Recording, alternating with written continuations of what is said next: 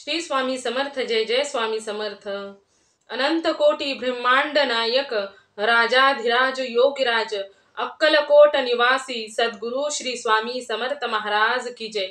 कसे आहात सर्व स्वामी भक्तांनो?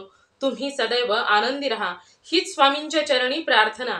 तुमच्या सर्व चांगल्या इच्छा स्वामी महाराज पूर्ण करोत आणि आजचा दिवस तुमचा आनंदात जाओ हीच स्वामींच्या चरणी प्रार्थना। प्रथम तुम्हा सर्वांचं खूप खूप मनापासून स्वागत आहे माझ्या चॅनलमध्ये। मित्र आणि मैत्रिणींनो, श्री स्वामी समर्थांची भक्ती करणं कोणाच्याही भाग्यामध्ये नसतं। जी लोक श्री स्वामी समर्थांची भक्ती करतात खरोखरच त्या लोकांना स्वामींनी निवडलेलं असतं, कारण सर्वच जण लोक ही स्वामींची भक्ती करत नसतात। मित्र आणि मैत्रिणींनो, स्वामींची भक्ती करण्यासाठी देखील भाग्य असावं लागतं आणि त्याच पद्धतीने श्री स्वामी समर्थांची जो कोणी मनापासून भक्ती करत असतो त्या भक्ताची भक्ती ही स्वामींपर्यंत नक्कीच पोहोचत असते। मनापासून मनोभावे केलेली भक्ती स्वामींना खूप प्रिय आहे। त्याचबरोबर स्वामींचं नामस्मरण देखील स्वामींना खूप प्रिय आहे। दिवसातून तुम्हाला जमेल तेवढी श्री स्वामी समर्थांची जो भक्त भक्ती करत असतो त्या भक्ताची सर्व दुःख संकटे अडचणी स्वामी हरत असतात। म्हणजे त्या भक्ताला स्वामींनी स्वीकार केलेलं असतं आणि त्याच वेळेस नेमकं श्री स्वामी समर्थ हे त्या भक्तावर येणारे प्रत्येक संकट दुःख अडचणी या सर्वांना स्वामींना ओलांडून जावे लागते। त्यामुळे त्या भक्ताचं संरक्षण हे साक्षात ब्रह्मांड नायक करत असतात। मित्र आणि मैत्रिणींनो, श्री स्वामी समर्थ हे असे कलियुगाचे देवता आहेत, असे ब्रह्मांड नायक आहेत की त्यांच्या इच्छेशिवाय या जीवसृष्टीमधील झाडाचं पान सुद्धा हलत नाही। मित्र आणि मैत्रिणींनो, श्री स्वामी समर्थांचे अनुभव हे भरपूर आहेत। ज्या लोकांनी श्री स्वामी समर्थांची मनापासून भक्ती केली, ज्या लोकांची भक्ती श्री स्वामी समर्थांपर्यंत पोहोचली त्या लोकांना भरपूर अनुभव आलेले आहेत आणि असाच एक अनुभव आज मी तुमच्या सर्वांबरोबर शेअर करणार आहे। मित्र आणि मैत्रिणींनो, ज्यावेळेस हा अनुभव तुम्ही स्वतः ऐकाल त्यावेळेस तुमच्या डोळ्यातून पाणी येईल आणि तुमच्या काळजामध्ये देखील एकदम धस्स होईल। तुम्ही देखील असा विचार कराल की असे देखील होऊ शकते का? कारण ज्यावेळेस मी देखील हा अनुभव स्वतः ऐकला होता त्यावेळेस मला देखील एक क्षणभर विश्वासच बसला नाही। त्यानंतर विचार केला की श्री स्वामी समर्थ आहेत, ते ब्रह्मांडाचे नायक आहेत, त्यांना कोणतीही गोष्ट अशक्य नाही, ते काहीही करू शकतात। अशक्य हे शक्य करतील स्वामी। त्यामुळे कधीही कोणत्याही गोष्टीचा विचार करायचा नाही। मित्र आणि मैत्रिणींनो, हा अनुभव तुम्हा सर्वांना सांगताना देखील माझ्या अंगातून काटे निघत आहेत, कारण हा अनुभव एवढा जबरदस्त आहे। मित्र आणि मैत्रिणींनो, चला तर मग या अनुभवाला आपण सुरुवात करूया। हा अनुभव ऐकूया त्याच ताईंच्या शब्दामध्ये। मित्र आणि मैत्रिणींनो, हा अनुभव आहे ते एका माझ्या नातेवाईकांचा आहे आणि त्यांनी त्यांचं नाव सांगण्यास मनाई केलेली आहे। त्यामुळे आपण असेच त्यांचा अनुभव सांगायला सुरुवात करूया। तर चला तर त्यांचा अनुभव ऐकूया त्यांच्या शब्दामध्ये। नमस्कार, मला माझा अनुभव सांगण्याची संधी मिळाली त्याबद्दल मी तुम्हा सर्वांची खूप खूप मनापासून आभारी आहे। तर ही गोष्ट आहे की मी या गोष्टीला जवळजवळ 15-16 वर्ष झालेले असतील। तर वयाच्या लहानपणापासून श्री स्वामी समर्थांच्या नामस्मरणाची आणि त्यांच्या सेवेची ओढ लागली होती आणि नेमकं याच प्रकारे वयात लहान असल्यामुळे कोणताही मुलगा किंवा मुलगी मनापासून देवाची भक्ती करत नाही। प्रत्येकाची ओढ हे वेगवेगळ्या खेळांकडे वेगवेगळ्या आवडीकडे असते आणि नेमकं याच पद्धतीने मी देखील आमच्या घरातील सर्वजण श्री स्वामी समर्थांची भक्ती करायचे। तर दररोज मला श्री स्वामी समर्थांचा 11 माळी जप हा दररोज करावाच लागायचा। हा आमच्या घरातील सर्वांचा नियम होता। माझ्या घरामध्ये सर्वजण श्री स्वामी समर्थांचे 11 माळी जप दररोज करायचे, परंतु मला मात्र श्री स्वामी समर्थांच्या जप करण्यामध्ये मन लागत नव्हतं। त्यामुळे मी सतत श्री स्वामी समर्थांचं ज्यावेळेस नामस्मरण करायला बसायचे त्यावेळेस एवढ्या घाईघाईमध्ये श्री स्वामी समर्थांचं नामस्मरण करायचे आणि एवढ्या घाईघाईमध्ये मी सतत ज्यावेळेस हातामध्ये माळ जप करायला घ्यायचे त्यावेळेस मी श्री स्वामी समर्थ श्री स्वामी समर्थ श्री स्वामी समर्थ श्री स्वामी समर्थ इतक्या फास्ट श्री स्वामी समर्थांचा मंत्र जप करायचे आणि त्याचबरोबर एकदा जरी मी श्री स्वामी समर्थ म्हटलं तर 3-4 मनी सहज सोडून द्यायचे। अशा पद्धतीचा माझा श्री स्वामी समर्थांचा नित्य 11 माळेचा जप व्हायचा। दररोज मी अशाच पद्धतीने जप करायचे आणि घाईघाईने शाळेमध्ये निघून जायचे। आणि पूर्वी श्री स्वामी समर्थांचीच कृपा किंवा काहीही म्हणा, परंतु मला त्यावेळी 16व्या वर्षी गव्हर्नमेंट जॉब लागला। आणि जॉब हा मला अकोला येथे आम्ही राहत होतो आणि सिन्नर येथे जॉब लागलेला होता। अकोला ते सिन्नर आम्हाला जॉबला जाण्यासाठी गाडीवर जावं लागायचं। मी आणि माझी मैत्रीण आम्ही दोघीही गाडीवर बसून जॉबला जायचो आणि तिच्याकडे गाडी होती, त्यामुळे आम्ही दोघीही गाडीवर बसून अकोला ते सिन्नर येथे जॉबला जायचो। अशा पद्धतीनेच आमचा नित्यक्रम होता। दररोज सकाळी लवकर उठायचं, देवपूजा घरातील लोक करायचे, त्यानंतर 11 माळी जप हा मला नित्यनियमाने करावा लागायचा। कारण 11 माळी श्री स्वामी समर्थांचा जप केल्याशिवाय घरातून बाहेर पडू देत नव्हते, त्यामुळे मी एवढ्या फास्ट श्री स्वामी समर्थांचा 11 माळी जप करायचे आणि त्यानंतर घरातून बाहेर पडायचे। आणि दररोज हा नित्यक्रम चालूच होता।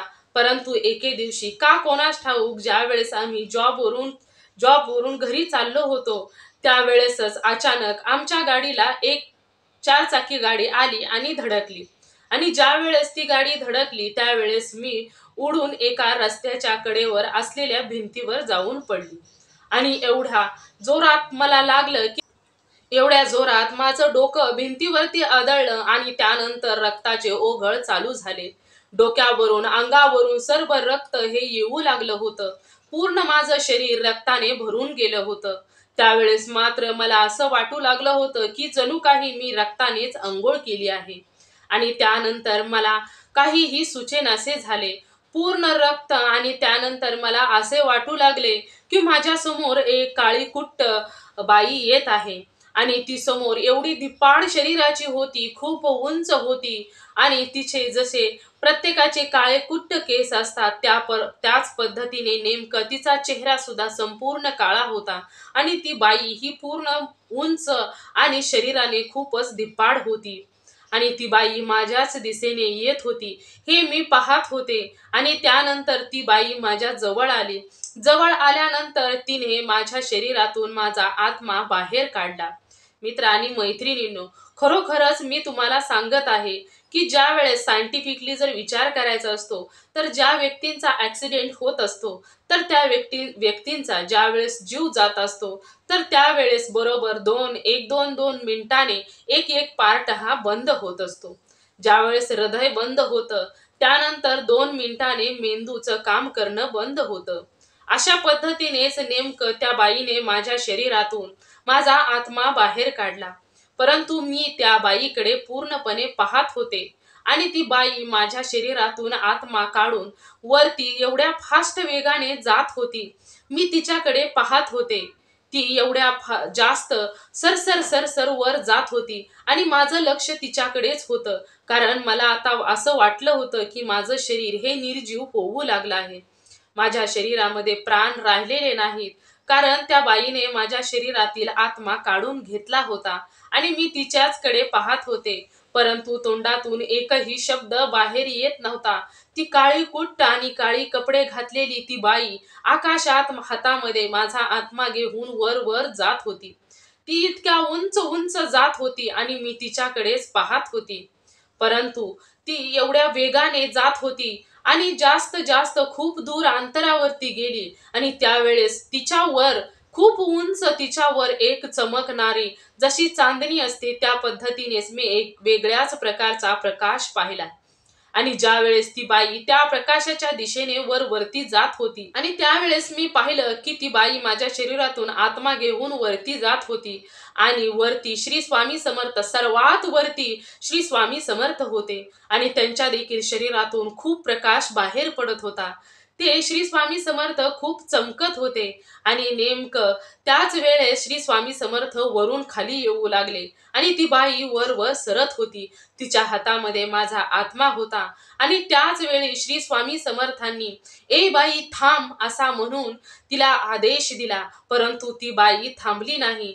त्यावेळेस श्री स्वामी समर्थांनी त्या बाईला एवढ्या जोरात ढकललं की ती बाई सरसर करत खाली आली आणि जमिनीवर धपकन आदळली। आणि त्याच वेळी नेमकं तिच्या हातामध्ये असणारा माझा आत्मा बाहेर निघाला आणि माझ्या शरीरामध्ये जाऊन गेला. आणि त्यावेळेस मला जाणवलं की श्री स्वामी समर्थ साक्षात माझ्या समोर उभे आहेत. त्यावेळेस मी श्री स्वामी समर्थांकडे पाहत होते आणि नेमकं त्याच वेळेस खूप सारी लोक तेथे गोळा झाली आणि काही लोकांनी, कारण त्या अगोदर देखील बहुती लोक जमा झालेली होती, परंतु कोणीही काहीही करत नव्हते. त्यानंतर मला हॉस्पिटलमध्ये नेण्यात आलं. हॉस्पिटलमध्ये नेल्यानंतर तेथे देखील डॉक्टरांना हे देखील समजलं नाही की मला नेमका मेंदूला मार कोठे लागलेला आहे. त्यावेळेस डॉक्टरांनी टाके घालण्यासाठी इतर 2-3 जागेवरती असेच माझे केस कापले, परंतु त्यांना देखील समजत नव्हतं की नक्की हिला लागलं तरी कोठे आहे. त्यानंतर डॉक्टरांना जखम सापडली आणि डॉक्टरांनी टाके घातले. डॉक्टर म्हणाले की हिच्या अंगातून एवढे रक्त बाहेर निघून गेले आहे आणि असा पेशंट हा जास्तीत जास्त दगावण्याची शक्यता असते, परंतु देवाचीच तुमच्यावर कृपा म्हणायची की त्याचमुळे ही मुलगी वाचली. आणि त्यानंतर मला देखील त्यावेळेस मनामध्ये प्रश्न पडला, जसा सर्वांच्या मनामध्ये प्रश्न पडतो एखाद्यावर जास्त दुःख आले, संकटे आले, अडचणी आली की त्यावेळेस त्या व्यक्तीच्या किंवा त्या व्यक्तीच्या मनामध्ये असा प्रश्न निर्माण होतो की मीच का, माझ्यावरच एवढी संकटे का, दुसरं कोणीही नाही का, सर्वजण किती सुखी समाधानी आनंदी आहेत आणि माझ्या एकट्यावरतीच एवढी दुःख, एवढे संकटे, एवढे अडचणी का. आणि नेमकं त्याच पद्धतीने माझ्या मनामध्ये देखील असाच प्रश्न निर्माण झाला आणि त्यावेळेस मी मनामध्ये असा विचार करत होते की मीच का, माझ्यावर एवढं मोठं संकट का, की माझा जीव देखील बाहेर काढण्यात आला, एवढं मोठं संकट माझ्यावरती का ओढावलं. ज्यावेळेस मनामध्ये माझा असा विचार चाललेला होता त्यावेळेस आकाशामध्ये चमकणारी ती श्री स्वामी समर्थांची प्रतिमा माझ्या डोळ्याच्या समोर आली आणि मला म्हणाली की माझ्या जवळ आली, माझ्या कानाजवळ येऊन मला म्हणाली की यापेक्षाही खूप मोठं विपरीत घडणार होतं, परंतु थोडक्यात निभावलं. आता तू घाबरू नकोस, आता तुला काहीही होणार नाही. काही गोष्टी अशा असतात की त्या घडायच्याच असतात, परंतु काही गोष्टींना मला सामोरे जावं लागतं. त्यामुळे तुझ्या नशिबामध्ये जे काही घडणार होतं ते तर नक्की घडलेलंच आहे, परंतु आता इथून पुढे तुला कधीही काहीही होणार नाही. श्री स्वामी समर्थांनी हे शब्द माझ्या कानामध्ये सांगितले आणि त्यानंतर श्री स्वामी समर्थ हे दिसायचे बंद झाले. आणि काही दिवसानंतर मी देखील घरी आले. घरी आल्यानंतर देखील हा अनुभव मला असं वाटायचं की कोणाला तरी नक्कीच सांगावा की मला श्री स्वामी समर्थांनी साक्षात वाचवलेलं आहे. परंतु मला अशी देखील भीती वाटत होती की मी डोक्यावरती पडलेली आहे, माझ्या मेंदूला भरपूर मार लागलेला होता. कदाचित माझीच लोक मला अशी म्हणतील की हिच्या डोक्याला, मेंदूला मार लागल्यामुळे कदाचित हिच्या डोक्यावरती परिणाम झालेला आहे आणि त्यामुळे हिला श्री स्वामी समर्थांचा भास होत आहे. परंतु मी खरोखर सांगते मित्र आणि मैत्रिणींनो, त्या अगोदर देखील मला कधीही श्री स्वामी समर्थांचा कोणत्याही प्रकारचा अनुभव आलेला नव्हता आणि त्यानंतर देखील मला श्री स्वामी समर्थांचा कोणताही अनुभव आलेला नाही. एवढा आणि एवढाच, फक्त साक्षात श्री स्वामी समर्थांनी माझ्या आयुष्यामध्ये माझे प्राण परत पाठवले आणि मला माझे आयुष्य जगण्यासाठी दिले. मित्र आणि मैत्रिणींनो, माझ्या आयुष्यामध्ये देखील काही दुःख येतात, काही संकटे येतात, परंतु मला ती संकटे खूप मोठी वाटत नाहीत, कारण साक्षात श्री स्वामी समर्थ माझ्या बरोबर आहेत. मित्र आणि मैत्रिणींनो, हाच माझा अनुभव होता, त्यामुळे मी माझं नाव सांगितलेलं नाही. तर तुम्ही सर्वांनी माझा अनुभव मनापासून ऐकला, त्याबद्दल मी मनापासून तुम्हा सर्वांची खूप खूप आभारी आहे. तर मित्र आणि मैत्रिणींनो, हा अनुभव ज्यावेळेस तुम्ही ऐकला त्यावेळेस तुमच्या देखील मनामध्ये असा विचार आलाच असेल की हे असे होऊ शकते का. तर जिथे श्री स्वामी समर्थ आहेत तिथे काहीही होऊ शकतं, त्यामुळे कोणत्याही गोष्टीचा विचार करायचा नाही, फक्त आणि फक्त श्री स्वामी समर्थांचाच नामस्मरण करायचं. जर तुमचा स्वामींवर विश्वास असेल तर तुम्ही श्री स्वामी समर्थांचं नामस्मरण करायचं आहे, किंवा जर तुमचा दुसऱ्या कोणत्याही देवावरती विश्वास असेल तर तुम्ही त्या देवाचं नामस्मरण करायचं आहे. काही लोकांना महादेवावरती म्हणजे शिवशंभूवरती विश्वास आहे, तर तुम्ही महादेवाचं ओम नमः शिवाय या मंत्राचा जप करायचा आहे. तर काही लोकांना विठ्ठलावरती विश्वास असेल तर त्यांनी विठ्ठलाचं नामस्मरण करायचं आहे. काही लोकांना श्रीरामांवरती विश्वास असेल तर त्या लोकांनी श्रीरामांचं नामस्मरण करायचं आहे. तुम्हाला ज्या देवावरती तुमचा विश्वास असेल त्या देवाचं तुम्ही नामस्मरण करायचं आहे.